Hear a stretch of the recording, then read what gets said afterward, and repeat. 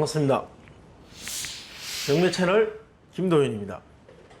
자, 이번 시간은 질문에 대한 답변. 자, 질문이 하나 들어왔습니다.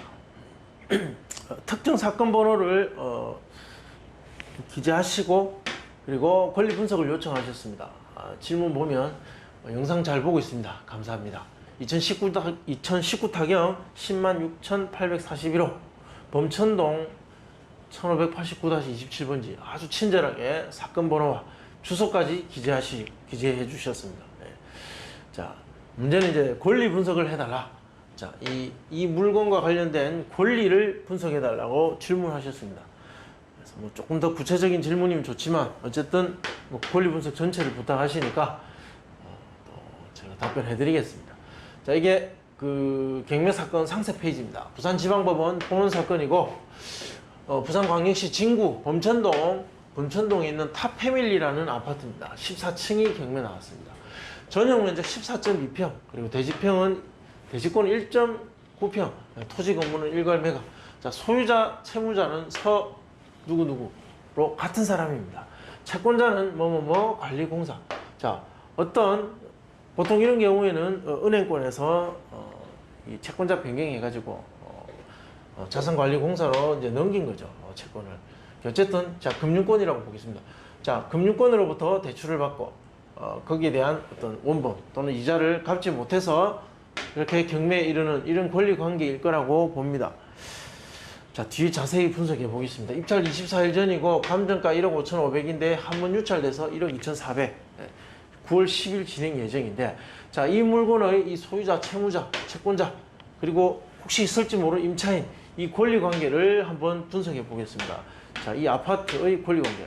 자, 권리 분석을 한다는 것은, 자, 이 경매 사건이 있기 이전의 채권자, 채무자가 있었을 겁니다.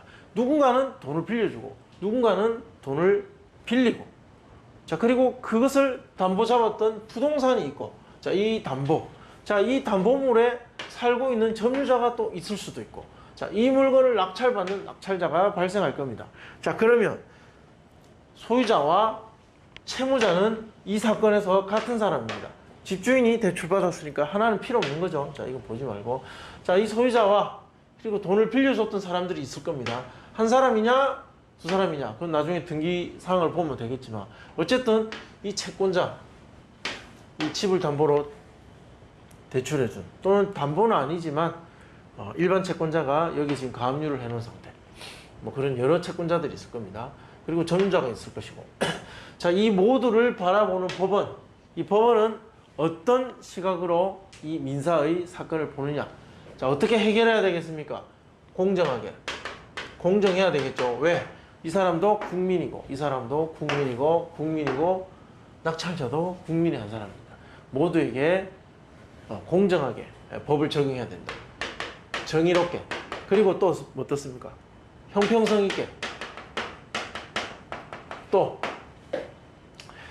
이 중에는 또 사회적 약자가 있을 겁니다.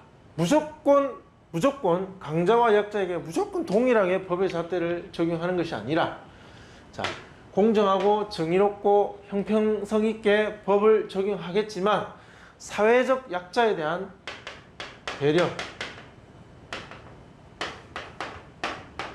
약자에 대한 어떤 배려, 뭐 이런 것도 모두 종합해서 이 사건에 적용하고, 법을 적용하고, 판단하고 구체적인 어떤 결과를 적용시킵니다.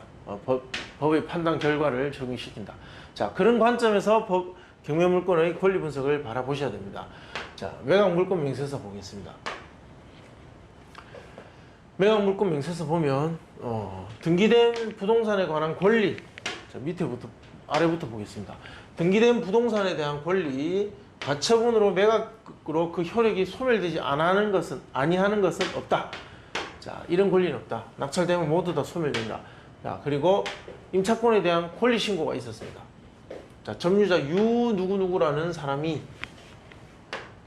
1403호에 산다. 권리 신고를 했습니다. 주거 임차인으로. 이 사람은 전입일이 2016년 12월 25일이었고 보증금 5천에 월 20만 원에 그렇게 전입 신고를 하고 26일 날 전입 신고를 하고 확정일자를 26일 받아서 산다. 그리고 2019년 10월 21일에 배당 요구도 했습니다. 나가겠다. 돈 달라. 자, 그럼 권리 분석을 해보면, 자, 이 등기 현황과 임차인의 내용을 보겠습니다. 자, 임차인 권리 신고한 사람 유 누구 보증금 5천에 20, 전입일 2016년 12월 26일에 확정일자도 16년 12월 26일에 있었다. 자, 그러면 말소 기준 권리 보겠습니다. 자, 등기 현황 중에 가장 빠른 최우선 순위의 근저당 2016년 10월 28일입니다. 16년 10월 28일. 자, 이것이 기준이 됩니다. 이 기준보다 늦은 후순위의 권리는 모두 다 소멸. 그리고 이보다 빠른 임차인의 전입일이나 또는 그 권리는 인수된다. 자, 이것이 말소 기준 등기입니다. 2016년 10월 18일. 자, 그 이후에 있는 2018년의 압류 소멸, 그리고 2019년 10월 8일의 임의경매 등기 소멸, 말소됩니다. 인수되는 건 이거죠.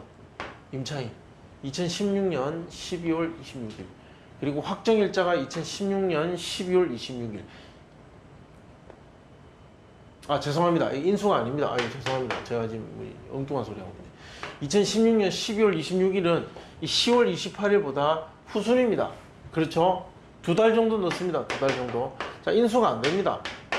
날짜가 2달 정도 느립니다. 자, 인수 안 된다. 대항 얘기 없다라는 거죠. 2016년 12월 26일.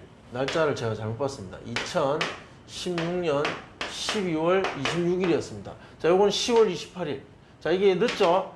이것이 말소 기준 등기. 따라서 이것도 소멸됩니다.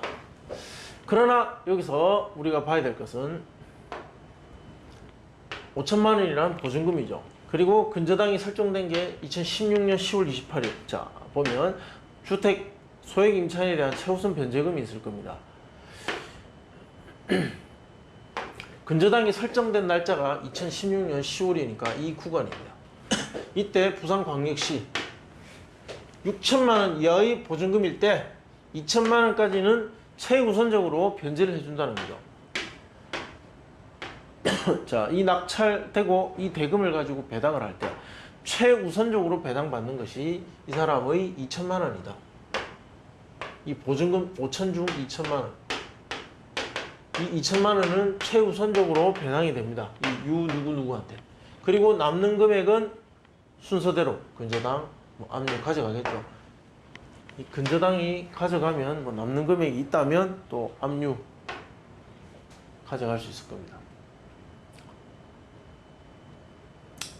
아, 이 압류도 못 가져가겠네요. 배당까지 설명드리자면 2016년 12월 26일이니까 2018년 늦죠? 즉 배당받고 남는 금액이 있으면 이 12월 26일 날짜에 배당을 하겠죠. 만약에 1억 5천이 낙찰됐다. 1억 5천. 그러면 2천만 원이 제일 먼저 배당 갑니다. 그럼 1억 3천이 남죠. 1억 3천은 여기 배당 가겠죠. 자, 여기 청구 금액이 대략 9,600, 1억 정도입니다. 1억. 자, 1억 가죠. 나머지 3천 남습니다. 이 3천은 이제 여기 가겠죠. 날짜가 12월 26일이니까.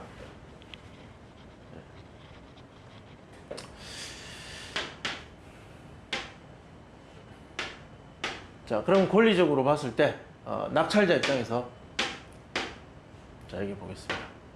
다시 여기 보면, 자, 낙찰자 입장에서의 권리 분석을 하자면 이 아파트 집을 팔아서 가장 먼저 배당을 하는 것은 임차인, 소액 임차인 점유자에게 2천만 원이 가고, 자, 그리고 나머지 대금은 첫 번째 채권자에게 갑니다. 두 번째로, 자, 첫 번째는 여기 2천. 그리고 남는 금액이 있다면 그 다음 금액은 2천만 원을 받았던 아직 3천만 원을 다 받지 못한 임차인에게 갈 겁니다. 세 번째.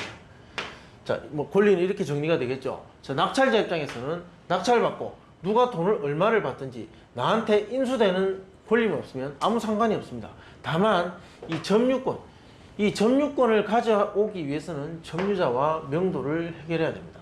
그런데 2천만 원이라는 2천만 원 이후에 이 세 번째 받을 수도 있고 없는 이 금액은 무시하고 이 2천만 원은 최우선적으로 먼저 받기 때문에 이 금액을 배당받기 위해서는 낙찰자의 인감증명서와 명도확인서, 인감도장이 찍힌 명도확인서를 받아서 법원에 가야만 줍니다. 법원 입장에서는 정상적인 점유 이전이 되어야 배당을 해준다는 거죠. 그게 법원 입장입니다. 그게 공평하다는 거죠. 따라서 낙찰자는 명도확인서 교부와 동시이행으로 이 점유를 가져와야만 됩니다. 이 2천만 원을 받는 것은 낙찰자에게서 큰 호재일 수 있습니다. 자, 특별한 어떤 복잡한 권리는 없고 소액 최우선 변제금을 받는 임차인이 있는 아파트 물건이다. 그래서 그 소액 임차인의 소액 보증금, 최우선 변제금을 받는 그 명도 확인서가 필요한 사항을 이용해서 명도를 한다면 이사 비용 지출 없이도 깔끔하게 정리할 수 있는 물건이다. 이렇게 정리할 수 있겠습니다. 자, 궁금하신 내용은 댓글로 남겨주시면 됩니다. 좋아요, 구독, 시청 부탁드립니다. 감사합니다.